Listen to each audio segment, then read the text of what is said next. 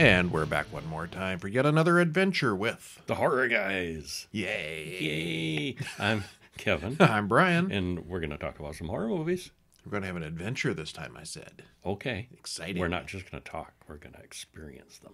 Woohoo! Yeah. All right, well, let's see. Issue number 31 of the Horror Guys Horror Bulletin Monthly is out now. You can pick that up at Amazon or go to horrorguysshop.com and pick up the 31st monthly issue with all our reviews from last month in it. We had some good. I think we had more than our share of stinkers last month. Yeah, we did. Yeah, there was a lot of mediocrity. Not with us, with the movies we chose. Right, yeah. And I think this week is going right along with that theme. Mediocrity. Mediocrity, yes. There's some gems and some mediocrity here. We need some new releases out. Yeah, we do. Not a lot new coming out this time of year. What do we have? We have a Midland movie, Wolves, from 2014. I think our opinions on that one are mixed. Yeah. We did not agree on this one. And that's why I say Midland, because our average review is in the middle. Yeah. One that we both liked quite a bit, though, 1987's Angel Heart, starring Mickey Rourke and Robert De Niro. And then Nightmare on Elm Street 5, The Dream Child, another of the ones in the series, and an oldie, The Castle of the Living Dead, in 1964 with Christopher Lee in it. It's a lot less exciting than the title would imply. Yeah, it is. And then got a couple of bonus films that we're going to just kind of mention, but they're out there on the newsletter. The Hunchback of Notre Dame, a 1982 version with Anthony Hopkins and Derek Jacobi. And, you think of them and, like, so many it's gotta be good with a class like things that. They've done, and, boy, it's really tame and mediocre. It's dull. Yeah. And a musical, but it's got Christopher Lee in it, so it's got that horror element. The Return of Captain Invincible. Oh, wait a minute. That's not a horror movie. Why is that in there? Because it's got that guy in it. Christopher Lee. And do you know what else... is anything else to do with Christopher Lee that you might want to mention? It could be this week's release of Christopher Lee, the biography. Oh, what a coincidence. Wow. Yes, we've got two Christopher Lee movies for you this week, and the Christopher Lee biography. About the man, not the movies so much. Stop in over at hourlongpress.com, and there's a link there to take you to the Christopher Lee biography on Amazon, which is free until... I don't know the date. It's the Tuesday coming up, 3 or 4 more days. So you can get that free from Amazon on your Kindle device or your phone or wherever you can read Kindle books for free for 3 or 4 more days. What a deal. Or you can always just buy it later. It's not that much. Along with all the other books we've released biographies of Vincent Price, Peter Cushing, Boris Karloff, Lon Chaney Jr., Bela Lugosi... I think I'm missing somebody. You got another one coming up. And there'll be another one next week. Yeah. A very fun group of people. Uh-huh. Most of which were drug addicts. It's weird how these old... You're either a drug addict or you died of throat cancer. It does seem... Well, all these horror icons were one or the other, it seems like. Yeah. Except Vincent Price. He was just pure class all the way. Yeah. Started class and ended up class. All right. Well, anyway, let's go through our websites. You can read our daily reviews at horrorguys.com, and that's our basically our homepage. You can find links to everything else from there. Horror Guys Shop to pick up our Horror Guys guides and many other books. Hourlong Press to pick up our biographies, because those are like a different series. They're not calling those Horror Guys books, because there's going to be other things coming fairly soon that beyond the biographies. HorrorBulletin.com is our weekly email newsletter. It is completely free, and you get everything that way. This week's got 6 movies and a short, whereas the podcast here at HorrorGuysPodcast.com, you only get 4 movies and a short. So is that a bonus for the newsletter, or are we screwing over our podcast people? It's a bonus. It's a bonus for the newsletter. It's all point of view, people. Yeah, so anyway, go over to hourlongpress.com, sign up for that newsletter, the once-a-week announcement of the free book of the week. The goal there is to give away one free book every week forever. But they're not all going to be horror-related books, so we're going to stop talking about it here before too long. We got another horror biography next week, and maybe one the week after that. We'll keep coming. But then up we with get stuff. back into non-horror things. So we're not going to talk about it every week. So if you want to know more about those, check out that mailing list at Hourlong Book, Hour, hour. Hourlong. Okay, I said Hourlong Books. Last week I said Hourlong Press. Mm-hmm. You know, I ended up getting the other domain name just so I wouldn't be wrong. So either one works. Hourlong Press, Hourlong Books. It's all good. Go there, sign up, get your free books. No tricks, no catches, but it's all in the timing. You got to do it on the days when they're free. All right, well, let's get going. Here we go. So what's first? Well, let's start out by talking about The Castle of the Living Dead. Oh, you're going backwards. From 1964. All right. Well, that's the first one here that's open on me files. All right. Directed by William Kiefer and Luciano Ricci. Written by Paul Maslansky, Warren Kiefer, and Fede Arnaud. Stars Christopher Lee, Gaia Germani, Felipe Leroy, Mirko Valentin, and Donald Sutherland. Donald Sutherland? This was like his first In role. 1964, yeah, it was. Hour and a half. And there's a link in the show notes to watch the entire movie. It's at dailymotion.com, so not YouTube this time. Freebie! But the whole movie is there for free. Shall I tell us spoiler-free? Tell us a spoiler-free. Well, this was pretty good. And as we mentioned, Donald Sutherland, he was young once, and here he's making his movie debut. He was a young feller here. And Christopher Lee was substantially younger. He was doing some polite, gentlemanly villainy. He's such a polite villain in this. He's a bad guy, and yeah. And the science is bad. It's a little formulaic, but overall, it kept us entertained. Yeah. It's old. It's dated. It's not terrible. But it was kind of good. Alexa, how old is Donald Sutherland? Donald Sutherland is 88 years old. Probably didn't hear that, but she said it's 88. So yeah, he was young once. Very, very long time ago. And we apologize to all you podcast listeners who have Lady in the Tube devices that now just answered. Oh, yeah. Shouldn't be doing that, should I? No. Well, at least I didn't tell her to order our books or something. Yeah, That would be. That would. Yeah, there we go. Yeah. Need to start sneaking that in. Well, you should spoil the heck out of this for everybody and tell us about it. Because it's 60 years old? Yeah. A man kills a pair of lovers in the woods. A highwayman then kills a man on the road. We're told that the war is over and Napoleon has been exiled. Now we know what time this takes place. It's a historical piece. There was no war here, but the killing has not stopped. Criminals are everywhere, and public hangings are commonplace. We cut to what appears to be the world's stupidest hangman. Yeah. He gets himself tricked into putting his head in the news. No, it's just a comic skit. Oh. They're putting us on. The comic troupe gets a message from the Count to come to his castle and perform for him. Bruno pays Johnny, Nick, and Dart, but only because Laura insists. He doesn't like paying the help. No, he doesn't. Dart and Bruno fight over money, but Eric breaks up the fight. Since Dart has quit in anger, they invite Eric to replace him. Good thing he was there. In the morning, the whole troupe heads up to the Count's castle. Now, Eric is not a showbiz person. He's just some guy hanging out in town. But he can fill in good And suddenly he knows the whole act. And later we see him doing the act in He's a zero training. He's a fast learner. I think they skipped over the rehearsal stuff. We didn't have to see that. That's probably for the best. Yeah. On the way, they wonder about the forest's silence, and then they find a taxidermy bird perched on a tree branch. Is that bird frozen? Is that bird dead? No, it's stuffed. It's stuffed. Well, it's dead, yeah. As Or they it seems stop, to be. an old witch walks up and offers them a prophecy. Some will live and some will die. A harbinger. Well, that's like pretty typical prophecy. I could do that one. Yeah. I predict. Arriving at the castle, they go inside to find a huge number of taxidermied creatures inside. Laura calls it the Castle of the Living Dead. Nah, That's you were where expecting zombies, weren't That's you? where the title comes from. Count Drago comes in and introduces himself. He says he's looking for the secrets of death. He means the taxidermy. The Count's creepy servant, Sandro, is suitably weird.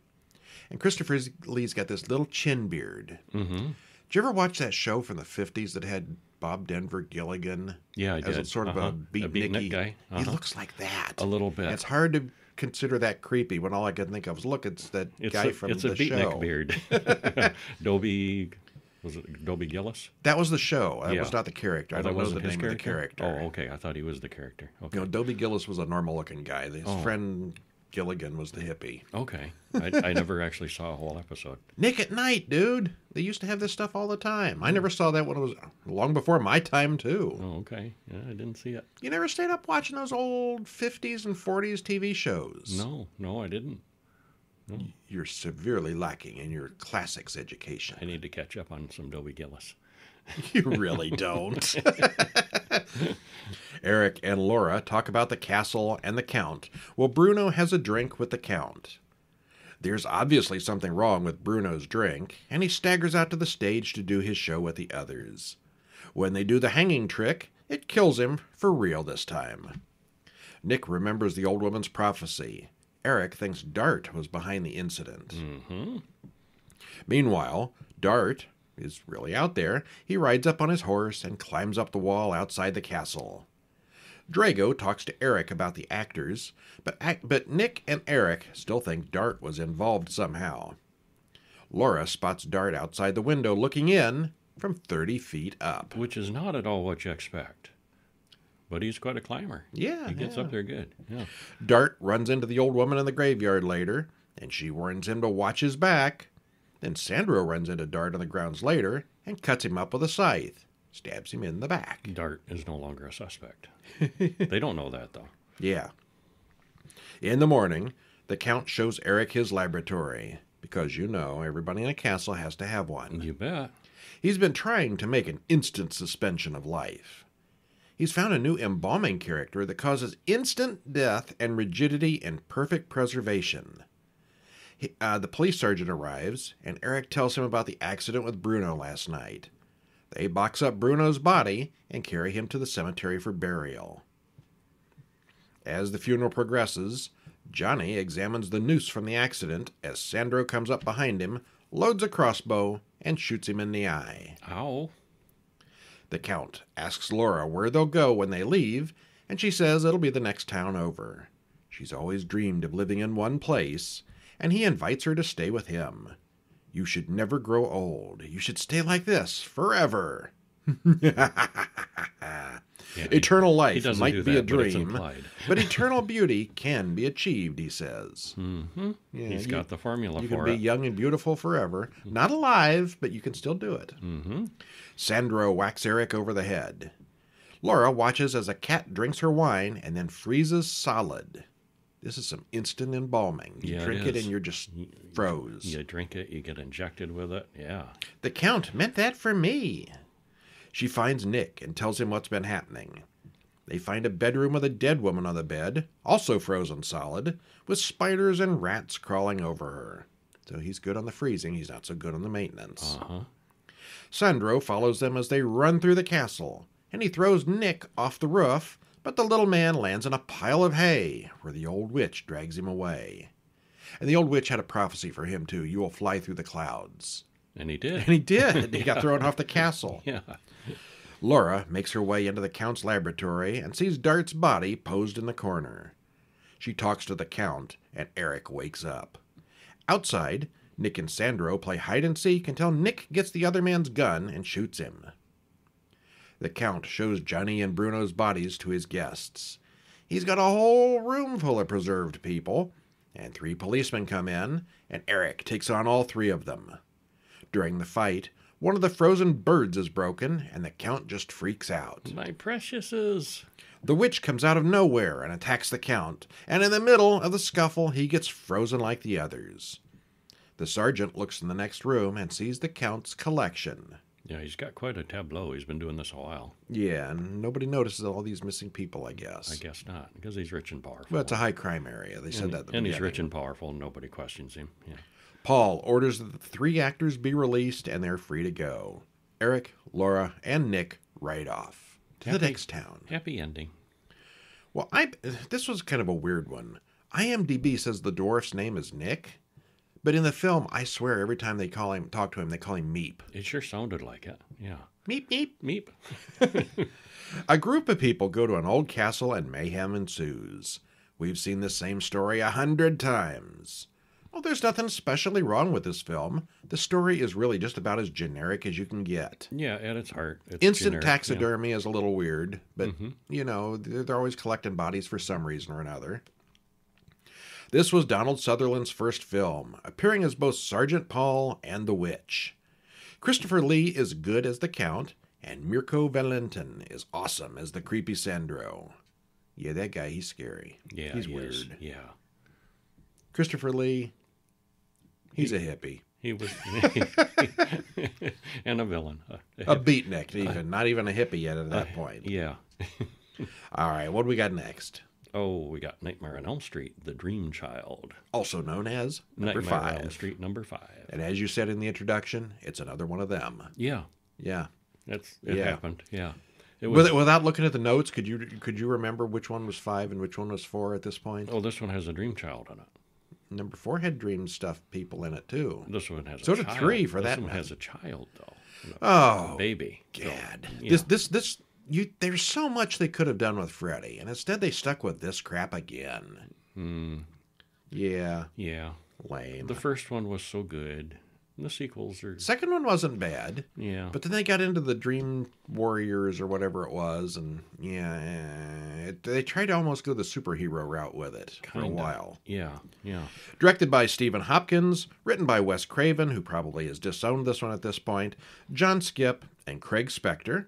Stars Robert Englund, Lisa Wilcox, Kelly Jo Minter, and Dandy Hassel. Dandy Hassel. What an awesome How was your day? Oh, it was a It was dandy dandy. hassle. Hour and 29 minutes, trailer in the show notes. Spoiler free. Despite what we were led to believe in the fourth movie, Freddy isn't gone for good, and neither is Alice, the survivor of the previous film.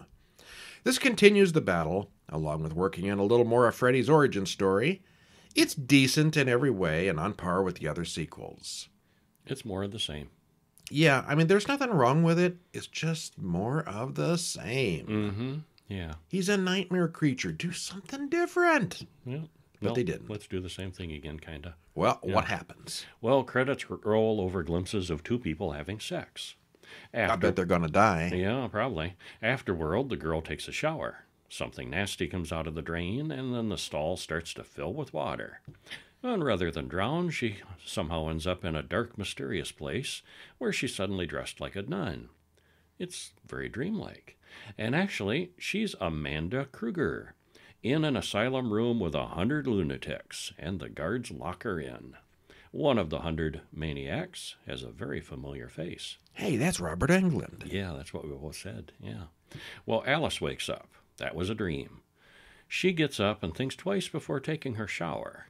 It's graduation day at the high school, and all the high school students in their late 20s are gathering here. Yeah. Both Alice and Yvonne are graduating, and there's Greta, Mark, and Dan are there as well. They're all 80s teen stereotypes with obnoxious parental stereotypes. Alice tells Dan about her dream last night. On the way to work, Alice hallucinates the two little girls chanting the Stay Awake nursery rhyme. 1, 2, Freddy's coming for you. That's the one. She also sees the nun running into the creepy old asylum. Alice watches as the attendants grab Amanda and wheel her into an operating room where they deliver her baby, who looks like a little puppet version of Freddy Krueger, burns and all. Freddy babies. He quickly grows up into the adult Freddy. He's back. Well, before Freddy can kill Alice, Amanda the nun walks in and tells Freddy that she's going to kill him. And she tells Alice, I must be released from my earthly prison. Side quest. Yep. Well, now suddenly Alice is in a diner where she works.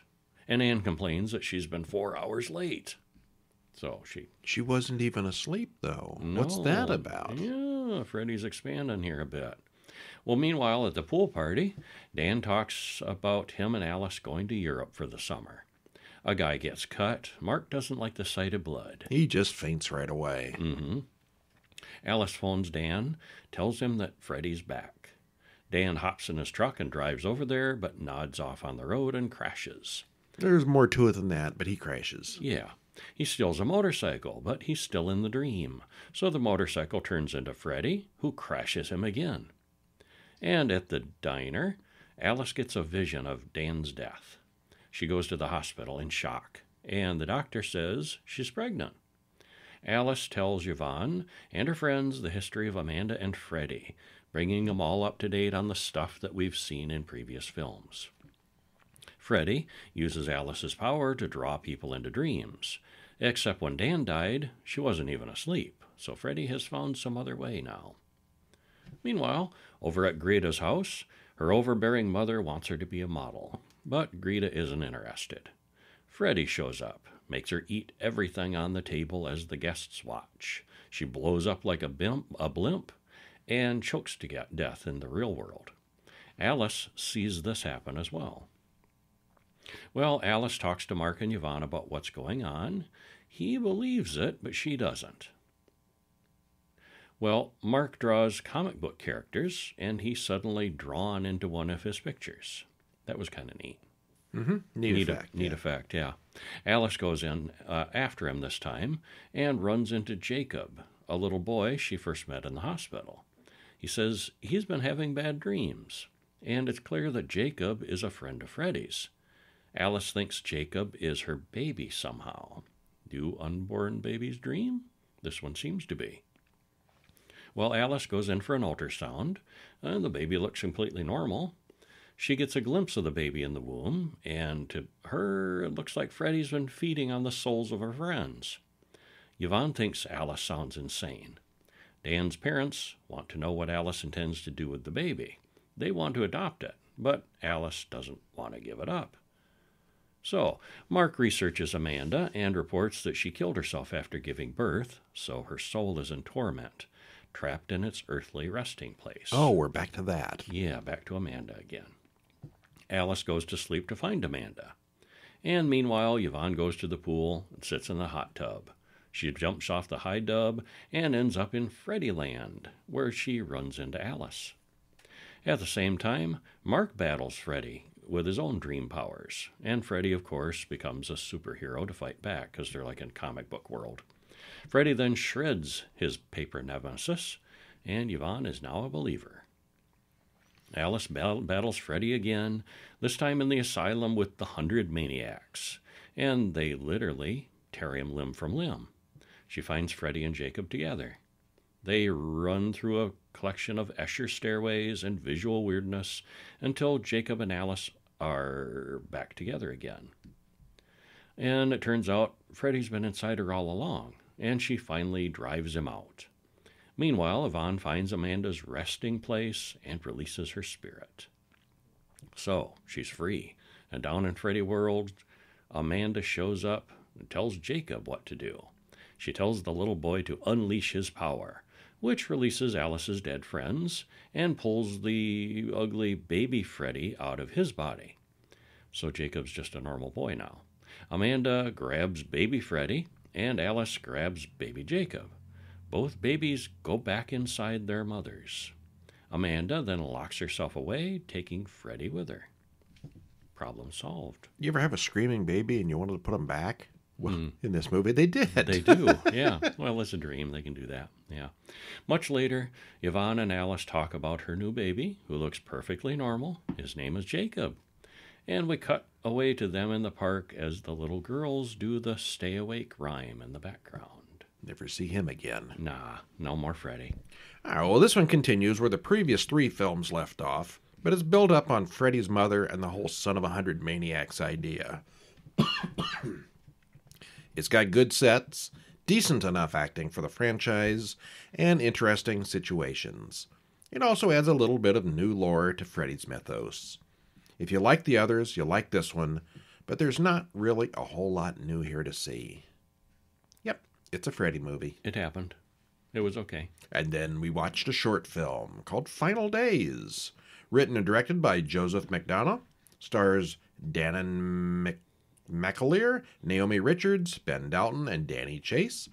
11 minutes and 7 seconds. And there's a trailer in the show notes where you can go over to YouTube and watch it right now. Mm-hmm. What happens? Well, when a family he used to know mysteriously disappears, a church pastor helps a couple of detectives piece together the family's final days. And we're told that the Colton's family car was found abandoned on the side of the road. And there's bullets, a satanic Bible, and a bunch of cash. And we watch as the pastor tells his side of the story and remembers All right. about it. It's got very moody black and white visuals. That was very interesting. It's black and white, and it's silent. It's a silent film. There's dialogue panels that come up in, you can kind of read their lips a little bit, but then a panel will come up and say what they just said or, what's going on. Like dialogue intertitles, just like in an old-timey silent film. That was really interesting. I was wondering when I watched this, was this an artistic choice? I think Did they so. record the audio and it just turned out bad? Were they designing this for an international market? Oh, where they could just put in Different new dialogue titles, yeah. channels.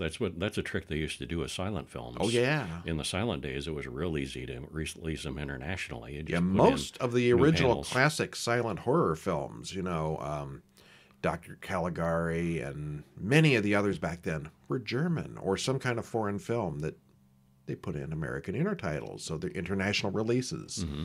Much easier than trying to dub it in modern times. But you can read lips and see they're speaking in English here. Okay. Yeah. Yeah, I think it was probably just an artistic choice, but you always got to wonder. But it was pretty cool. The visuals are excellent, and the story, as it's told, moves by briskly enough.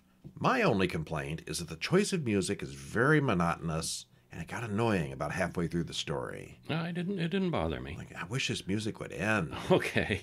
It's certainly atmospheric. It starts out fine. It's like chanting, churchy kind of music, It's but kinda then it gets muffled, slowy though. and muffled. And filtered. Oh, God, get over with it already. No, I liked it. It was, Still, the story is interesting, and it's clear enough what happened, even if it's not all spelled out. It's a fun little one. Give it a shot. It's only 11 minutes. Try it out. yeah, I'd recommend it. And next up, we have 1987's Angel Heart. Directed by Alan Parker. Written by William Jortsberg and Alan Parker. Stars Mickey Rourke, Robert De Niro, Lisa Bonet, and Charlotte Rampling. Hour and 53 minutes. It's a long one. It is, but totally worth it. I really like this one. It was okay. I liked it. Yeah, I had not seen it before. It's way up there for me. I mean, this was probably like my 6th time seeing it. Wow. So yeah. Spoiler free. It's very much a noir detective story with horror elements. It builds nicely as we follow the case along. I thought Mickey Rourke is great in the lead role. He kind of manages to be likable and ruthless at the same time. And the settings, the cinematography, and direction are all excellent. It's a winner in my book.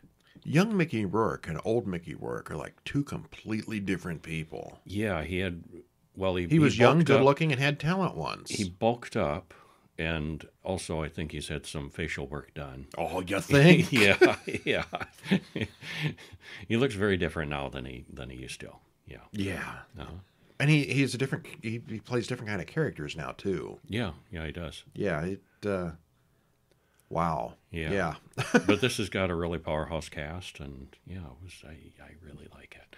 And I don't know, I mean, it's 1987, but I hate to spoil it for people who haven't seen it. Because it's kind of under the radar, and okay, we won't go through the whole thing. We won't go through the whole thing because this one relies on not being spoiled. It's just saying there's a twist means that there's a twist, and that's a spoiler in itself. Mm-hmm. It's not really a twist though; it's a mystery. Mm-hmm. It's obviously the story's a mystery story, and he solves the mystery eventually. Yeah. We open on a dog in an alleyway looking for food. It passes a dead body and moves on. We're told that it's 1955 New York. Where bodies litter the streets. Death is everywhere. Yeah. Harry Angel walks into his office and gets a call from Mr. Winesap and agrees to meet him in a Harlem church. He passes a woman washing blood off a wall after a man has killed himself there. If this was like 1929 or something, that would make sense, but 1955. What's going on in 55 that all these people are like dead on the road? Don't know.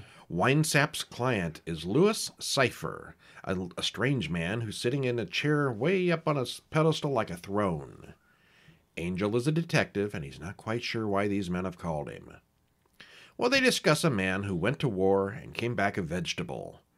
Cypher's contract was never honored, and he wants Angel to find Johnny Liebling, also known as the singer Johnny Favorite, to make sure he's still alive or dead. They don't know, they just want to know. Angel takes the case. Angel pulls out his fake ID from the National Institute of Health and goes to the mental hospital looking for Liebling. Yeah, supposedly this mental hospital, they'd been getting a certification every year that he was still institutionalized there. And Winesap and Cypher say they just happened to be in the area and stopped by, and he wasn't there. And so they want Angel to check into it. Say, Yeah. Well, Angel finds out that the man used to be there, but supposedly he was transferred away more than a decade ago. They've been faking it this whole time. See, insurance fraud way back then. Yeah, and even in 55. Angel's next stop is the doctor, who may or may not have treated the man. He breaks into the doctor's house and finds lots of morphine bottles in the fridge. The doctor comes in, and Angel asks about Liebling. He says that some people came and took him away in a car years ago. The man had amnesia after waking up from a coma. Yeah, and they paid him to cover up. After giving the doctor some time to suffer from withdrawal, Angel goes back, hoping for more information, and finds that the doctor has killed himself. How'd that happen? Shot himself in a locked room. Yeah. I kind of wondered why he went away and came back, but, okay. To give him time to Suffer. Suffer. And because the angel wanted more information from him, he thought the doctor was holding back. And he said, well, I'll give you some, some of your fix if you tell me, and, sit here for a while and think about it. But the doctor was in a locked room, and we saw earlier where the gun was stored, and it wasn't in that room. Oh, it was. No, it was. Was it in that room? Yeah, that's where the gun was, but there were no bullets. Well, he overlooked. Oh, right. Okay. Angel was looking around the room, and the bullets were hidden separately. He overlooked and left him with gun and bullets. Gotcha. Okay. Yeah. Angel then updates Cypher about what he's learned. Angel doesn't like being involved with death and wants to quit. He's like allergic to death or something. Yeah, well, he's just a PI doing, common things, not, murders and deaths. And he follows cheating husbands. This is freaking him out, yeah. Cypher increases his fee tremendously, and Angel can't turn that down. He goes back to the Harlem church and finds a weird shrine with dead things on it. Some men there attack him and chase him down the street. Angel talks to a reporter friend about Liebling, and he was pretty popular as singer Johnny Favorite. He goes to interview an old bandmate, Spider Simpson, who tells him about another guy, Toots Sweet. Angel then travels to New Orleans to follow more leads. Angel follows up on a fortune teller that Johnny Favorite used to see a lot. Madame Zora's real name is Margaret Krusemark. He finds Margaret quickly and goes to her under the pretense of getting his fortune read. She says Johnny Favorite is dead, or at least dead to her. Following up on another lead, he meets up with Epiphany Proudfoot, the daughter of someone who knew Johnny. Afterwards, he goes to see Toot Sweet, a musician. The meeting does not go well, so Angel follows him after the show's over. Sweet goes to a big voodoo ritual where Epiphany is there dancing with chicken blood. We're told later that she's a mambo priestess. And Toots is into that, too. In the morning, the police show up. Toots Sweet has been violently murdered and had Angel's contact information in his hand.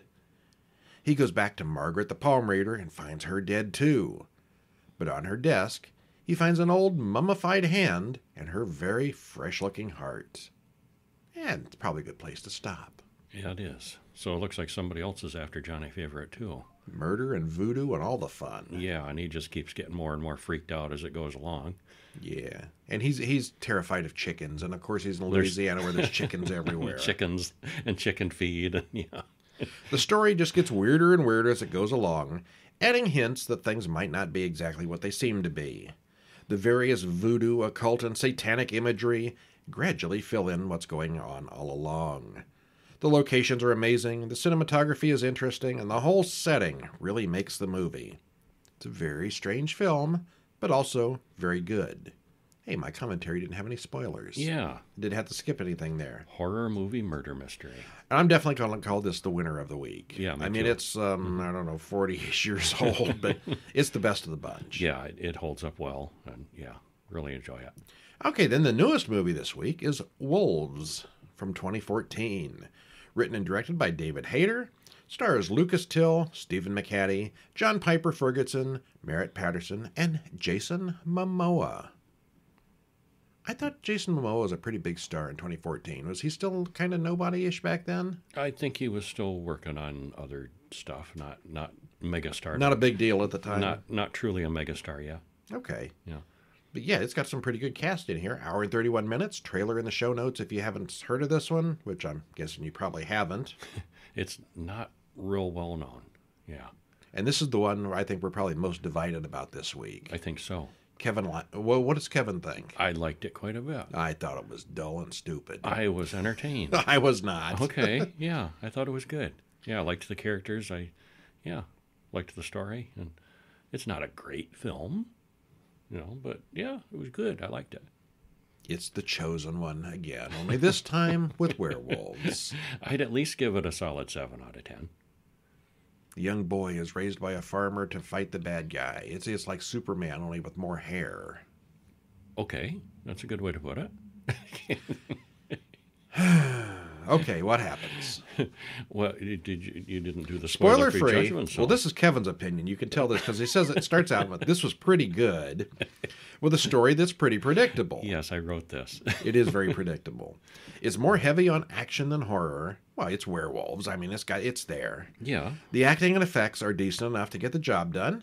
It's not a great film, but we were entertained without any boredom. Okay, I was entertained without any boredom. Okay, I don't know if I was bored. I just thought, we've seen all this so many times before. Okay. What happens? Well, we open on a teenager, Caden, who has been getting the same nightmares every night. He's a football player, but he's not very good at it. Until he suddenly wolfs out, almost. He leaps about 20 feet to attack another player and beats him senseless. But he can't explain it. It just came over him. What's the Michael J. Fox movie where he becomes Teen a werewolf? Wolf. Teen Wolf to Uh-huh. play. Okay, was- we're ripping off Teen Wolf in the very opening scene. He doesn't wolf out, but he's got physical abilities, yeah. Well, later he's making out with his girlfriend in the car that night under the full moon, and he has a headache, and we see that he is a werewolf. Well, he wakes up in a puddle of blood at home, finds out that his parents are both dead. The police come, and he runs away, hitching from town to town. He's on the run. Well, one night at a truck stop, he watches the news, who calls him the cannibal killer. He interrupts a prostitute getting beaten up and wolfs out to eat the attackers. He's kind of like the Hulk, only bloodier. And he knows that suicide is his only option to stop the changes. Well, he runs out into a guy at a bar, Wild Joe, who talks about being afflicted. Yeah, he's a werewolf too. And so Caden has many questions. You're a predator. That's what you are. Don't fight it. Whenever this kind of movie Joe comes on says. here, they always talk to this mentor-type character who never wants to teach him a damn thing. Yeah. 15 minutes worth of discussion, and this movie would be over. Mm-hmm. Oh, well. Yeah. Well, Caden says that he was adopted, so his parents had no idea. The purebred werewolves are born this way, and the ones who are bitten are just mutts. He doesn't say much, but he points to Lupine Ridge on the map. So now we've got Chosen Ones and Muggles stealing from something else. I can't think of the name right now. Yeah. Well, in Lupine Ridge, Caden goes into the bar, and everyone looks at him funny. Angel runs into the bar. She runs the bar, and her boyfriend Deeks wants to start a fight with Caden. Outside, he runs into John, who offers him to work on his farm. And some time passes, and Caden is happy there working on the farm, except all the animals seem to be afraid of him. Well, the big guy from town, Connor, comes to see Caden. He's got funny eyes. He always got wolf eyes. John calls Caden his nephew, but Connor doesn't believe that. The next morning, Caden finds one of the sheep dead. John blames wolves from the hills. And how much does John know about things? A guy named Carter says he's Caden's second cousin and warns him to get out of town before Connor finds out who Caden really is. Later, Connor's goons grab Carter in the woods, and that goes really badly for Connor, and the whole gang is werewolves. Seems like half the town. We're now in Wolftown. We are in Wolftown, yeah. Angel takes Caden to spy on Connor's gang, who are eating what's left of Carter. She takes him home to John. He does know everything. John tells Caden about his mother. Caden really is John's nephew, and he's from a very old, very pure bloodline. He explains the purebreds and the mutts thing, and it turns out that John and all his friends are basically at least a little bit wolfy. Connor is actually Caden's real father, and he wants to have a son with Angel, who's not into that at all. Angel asks, is it a gift or is it a curse? And they have a bondage montage. Not bondage. Bonding, not bondage. Bonding montage. It's been a much more interesting movie. Well, then they have ultraviolet sex with claws and teeth. Afterward, they figure out how to get home. Have to figure out how to get home with their clothes all torn up. John and some of the town wolves know what's up and talk about defending themselves.